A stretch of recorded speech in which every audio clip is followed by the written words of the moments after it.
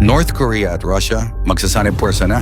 North Korea nagpadala na ng sundalo sa Russia. Biggest war in history magaganap na nga ba? Nitong mga nakaraang linggo, umugong ang balita tungkol sa di umano'y pakikipagsanib puwersa ng North Korea sa Russia para suportahan ang digmaan nito laban sa Ukraine. Ayon sa ulat ng South Korean intelligence, may ebidensya raw na nagpapakita na libu-libong tropa ng North Korea ang dinedeploy sa Russia. Kasama rito ang satellite images na nagpakita ng mga barkong nagdadala ng armas mula North Korea patungong Russia. Bukod pa dyan, may mga natukoy ring mass gatherings ng mga sundalo sa Russia na pinaniniwala ang mga North Korean commandos. Hindi lang ito basta haka-haka dahil maging ang Pentagon at iba pang mga military sources ay nagkumpirma ng mga report na ito. Kung totoo nga ito, tila seryosong hakbang ito ng North Korea para magpakitang gilas bilang kakampi ng Russia sa umigting na sigalot sa Europa. Ngunit ano nga ba ang ibig sabihin ng hakbang na ito para sa buong mundo? Ito na ba ang hudyat sa nagbabadyang World War III? Yan ang ating aalamin.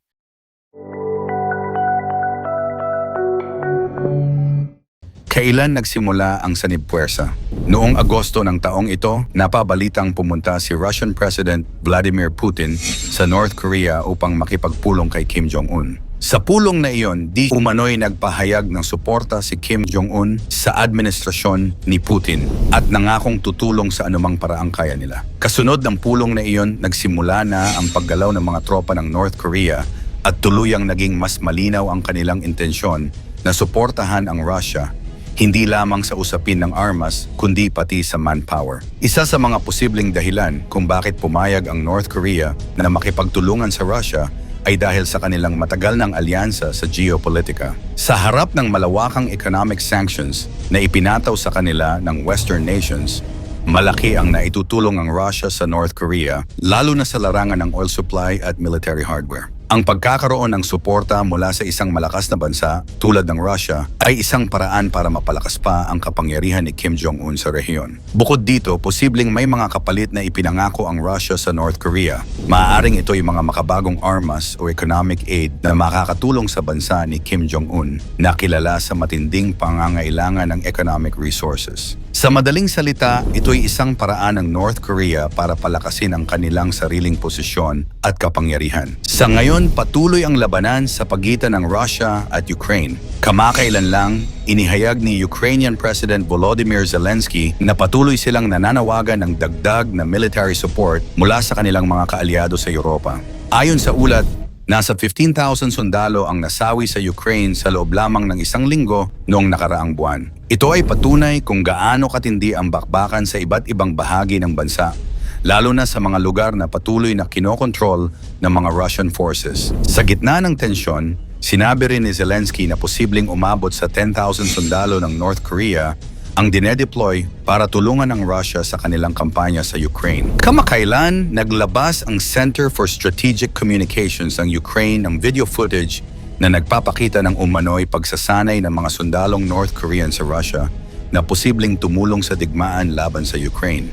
Ipinapakita sa video ang mga sundalong North Korean na binibigyan ng uniforme at kagamitang militar ng Russia sa isang kampo ng pagsasanay sa Sergeyevsky, Far East ng Russia. Ayon sa ulat, halos 11,000 North Korean infantrymen ang sumasailalim sa pagsasanay at maaaring maging handa para sa digmaan bago matapos ang 2024. Ayon sa ilang ulat, ang mga sundalong ito ay maaaring magsilbing karagdagang puwersa sa mga frontline gamit ang kagamitan at armas na mula sa Russia. Ito'y isang alarming development na nagpataas ng pangamba ng posibleng mas malawak na sigalot na maaaring magdulot ng mas malaking impact sa buong mundo. Ang hakbang na ito ay maaaring magbigay ng advantage sa Russia na nahaharap sa matinding pag-atake at pagkalugi sa kanilang tropa. At ito rin ang dahilan kung bakit tinutukan ng international community ang posibleng implikasyon ng pakikisali ng North Korea sa hidwaan. Matagal nang labanan ang isyu ng teritoryo sa pagitan ng Russia at Ukraine, lalo na sa rehiyon ng Crimea at Donbas. Ang mga rehiyong ito ay may mataas na halaga sa ekonomiya at politika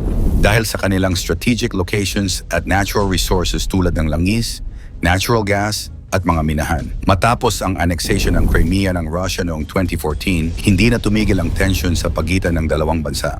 Ang Ukraine ay patuloy na naninindigan sa kanilang soberanya, habang ang Russia naman ay naglalabas ng pahayag na ang kanilang mga action ay para sa protection ng mga pro-Russian na komunidad sa Ukraine. Ngayon, sa patuloy na opensiba ng Russia, sinasabi ni Putin na nais nilang protektahan ang mga pro-Russian na komunidad.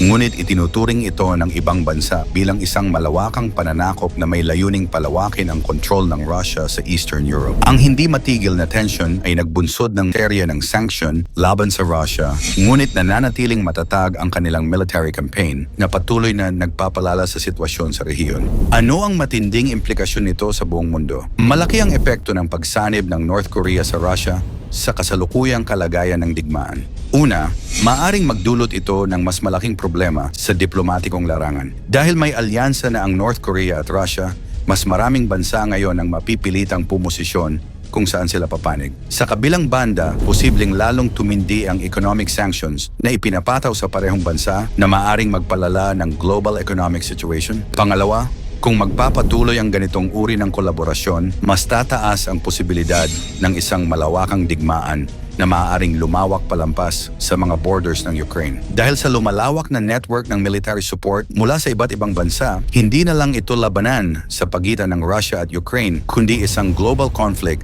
na nagdadala ng pangamba sa bawat sulok ng mundo. Reaksyon ng iba't ibang bansa. Maraming bansa, kabilang na ang mga miyembro ng NATO, ang naglabas ng kani-kanilang pahayag ukol sa balitang ito. Ang European Union halimbawa ay patuloy na nagbibigay ng suporta sa Ukraine at nananawagan sa Russia na itigil na ang kanilang agresyon. Habang ang South Korea naman ay patuloy na binabantayan ang mga aktibidad ng North Korea, sabay sa pagbibigay ng impormasyon sa kanilang mga alyado ukol sa mga galaw ng Pyongyang. Samantala, ang Amerika ay nagsabing patuloy nilang susuportahan ang Ukraine sa pamamagitan ng pagbibigay ng mga sandata at military aid. Bagaman hindi lahat ng bansa ay pare-pareho ang pananaw sa conflict na ito, tila nagiging maliwanag na nagkakaisa ang karamihan laban sa lumalawak na impluwensya ng Russia at North Korea. Ang kasalukuyang sitwasyon sa pagitan ng North Korea at Russia ay isang mapanganib na laro ng kapangyarihan na tila nagiging mas komplikado araw-araw. Kung tuluyan ng dinedeploy ang mga North Korean troops sa Ukraine, ito ay hindi lamang labanan ng dalawang bansa, kundi isa ng seryosong pandaigdigang krisis na maaaring magdala ng mas malawak na sigalot. Ito'y isang paalala na sa gitna ng lahat ng digmaan, ang tunay na talo ay ang mga inosenteng sibilyan na nadadamay at naghihirap. Kaya't nararapat lamang na ipagpatuloy ng mga leader ng mundo ang diplomasya at paghanap ng kapayapaan bago patuluyang lumala ang sitwasyon. Sa ngayon, patuloy nating babantayan kung ano pa ang magiging hakbang ng North Korea at Russia at kung ang kanilang alyansa ba ay magdadala ng takot o kapayapaan sa mundo. Sa iyong palagay, ano ang epekto ng pakikipagsanib ng North Korea sa Russia?